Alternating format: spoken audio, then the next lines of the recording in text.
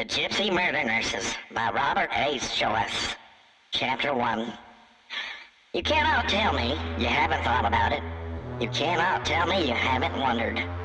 You cannot tell me they don't exist.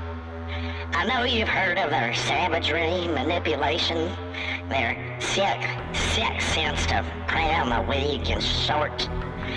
8-year-old victims, Victim A, Ginger, and Victim B, Ugly, were especially short, along with their pitiful, useless lives, exclaimed the jelly-soaked Rappahannock County Sheriff as his brain went into autopilot, telling the press nothing, hoping this was just a pit stop, but full well recognizing the M.O. The Gypsy Murder Nurses, as they say in the papers, had long been forgotten and regarded as urban legend. They were stories you'd tell your children at bedtime to force them into believing in Jesus and saccharin.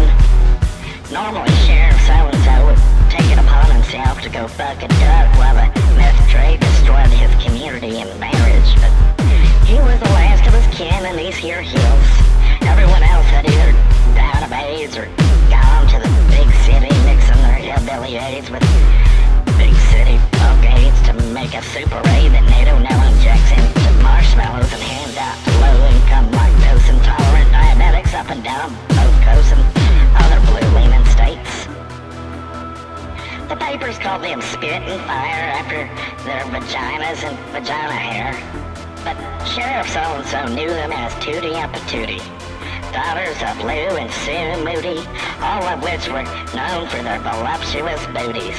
They were simple folk, river people. After the river fire, all the hill people assumed the worst, and why wouldn't they? The whole territory stank of burnt scat, squirrel, and mildew for the following 3 moon cycles. With the river people dead and gone, the hill people had no way of acquiring clam lube or fish meat. The symbiotic relationship that had been shared for nearly a whole lot of moon cycles between the hill and river peoples disintegrated with nobody to remember the memory, except for one man.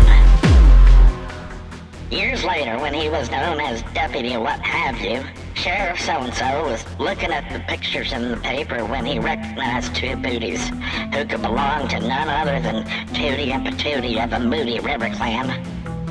The papers claimed that the 2 sisters, both nurses, had been traveling across the country, stopping for 3 months in Cincinnati, a year and a half in Kansas City, nearly a month in Albuquerque, barely escaping with their lives before strapping themselves unnoticed to the top of a Greyhound bus.